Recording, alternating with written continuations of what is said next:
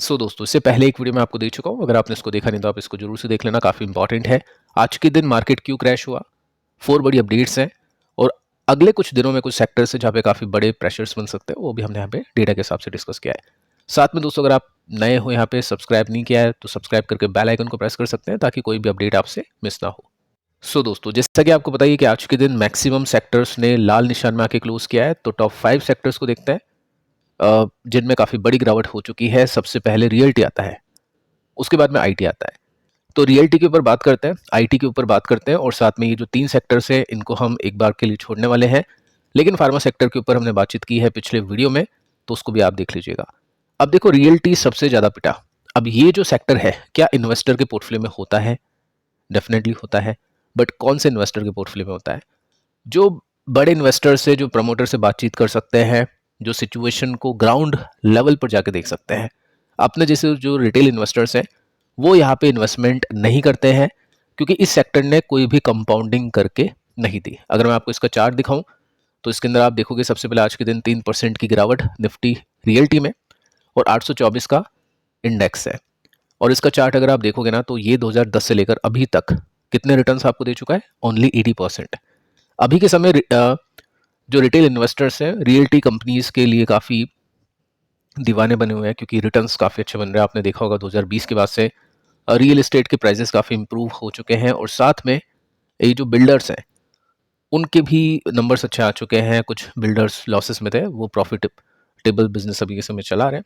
लेकिन आगे चल के क्या होगा किसी को कुछ नहीं पता, क्योंकि एक टाइम था 10 में भी बिजनेसेस प्रॉफिटेबल थे, अच्छे से चल रहे थे, लेकिन उसके बाद में काफ़ी बड़ी गिरावट आती है और उसके बाद में कोई रिकवरी देखने को नहीं मिलती है।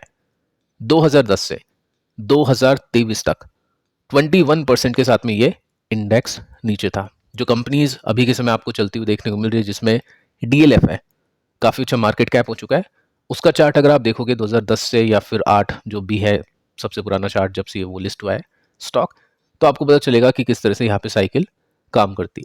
अब देखो, यहाँ पे कंपटीशन है काफ़ी ज़्यादा, मोड इनके पास में नहीं है और रेगुलेशंस होते हैं काफ़ी, यहाँ पे पॉइंट्स होते हैं जिसको ध्यान में रखना होता है।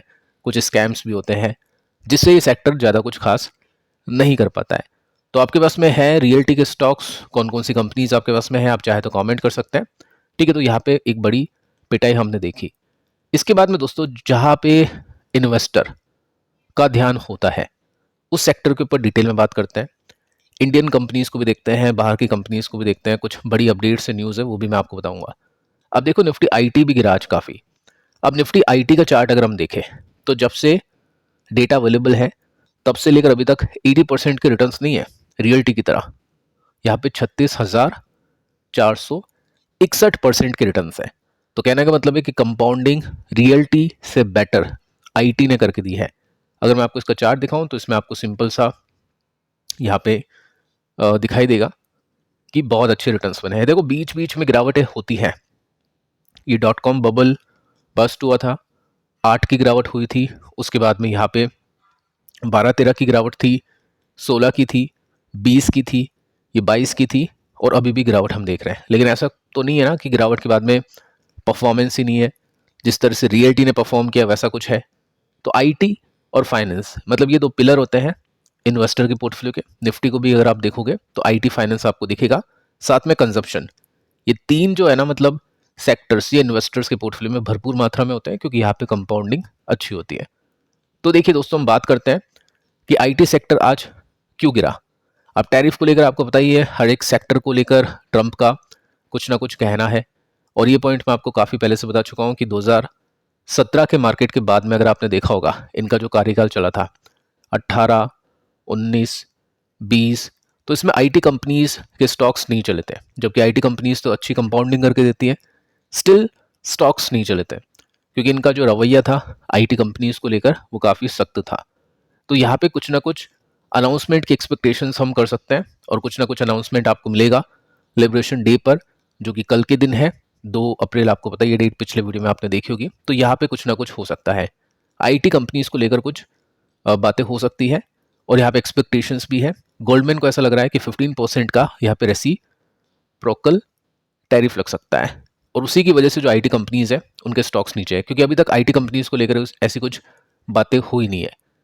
तो ये काफ़ी मतलब यहाँ पे इन्वेस्टर्स को डर है कि कुछ ना कुछ हो सकता है, क्योंकि पिछले कार्यकाल में आईटी कंपनीज के ऊपर ज़्यादा बातें हुई थी, उनके ऊपर ज़्यादा पनिशमेंट मिली थी, और उसकी वजह से हमारी आईटी कंपनीज के प्रॉफिट के अंदर भी काफ़ी वॉलेटिलिटी थी। इस वजह से स्टॉक्स भी कुछ खास नहीं कर पाए।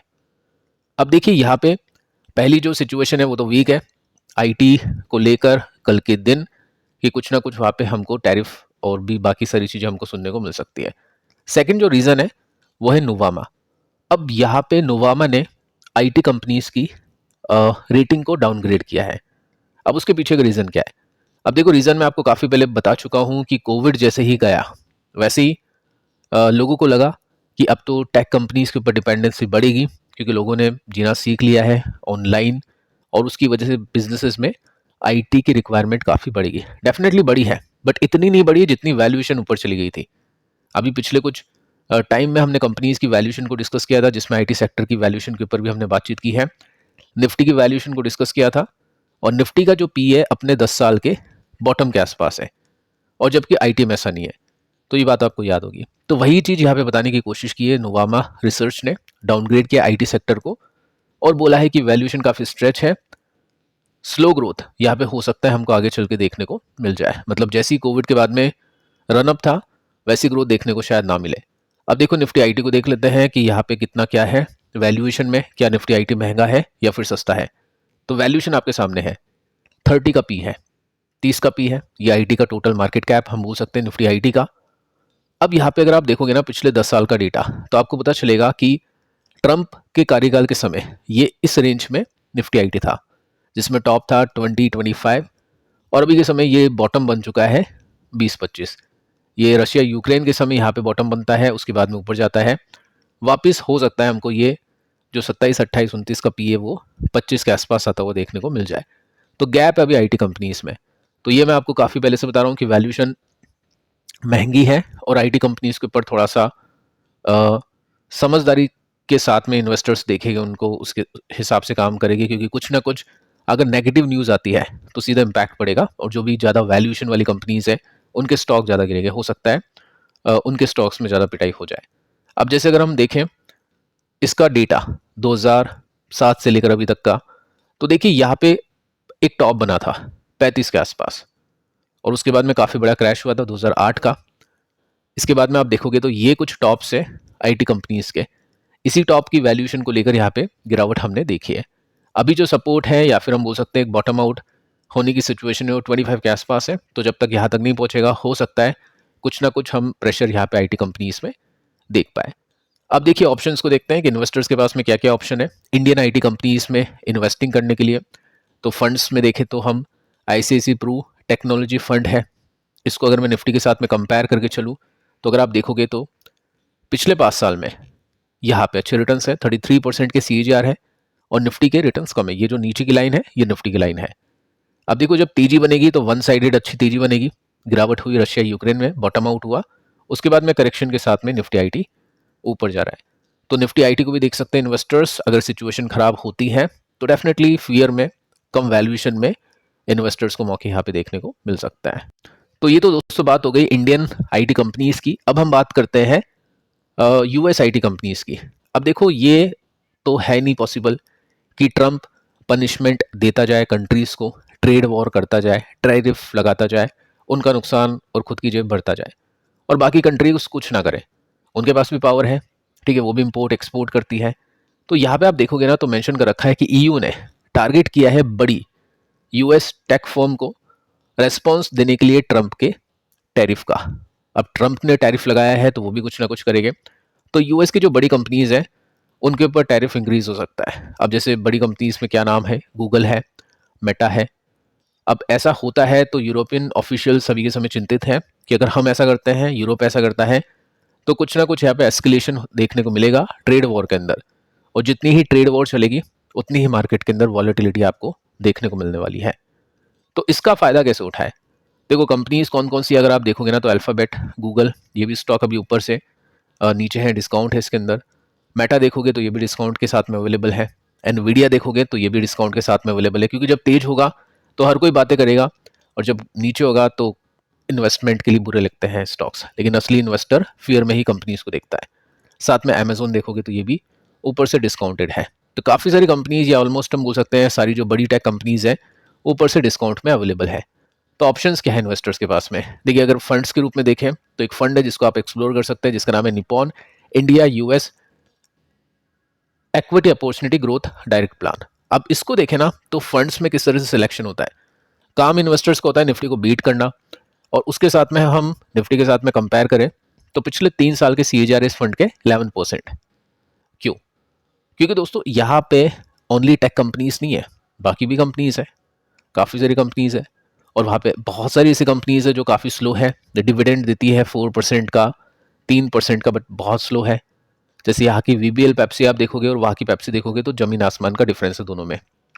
यहाँ की FMCG कंपनीज काफ़ी अच्छा परफॉर्म करती है, वहाँ की नहीं कर पाती है, क्योंकि सैचुरेशन पॉइंट वहाँ पे आ चुका है। तो ये कंबाइन है, मिक्स है। तो यहाँ पे हम देखें तो निफ्टी को ये जो फंड है वो बीट नहीं कर पा रहा है, इसका जो पोर्टफोलियो है वो बीट नहीं कर पा रहा है। अगर मैं 5 साल के रिटर्न आपको दिखाऊं तो निफ्टी ने बेटर परफॉर्म किया है।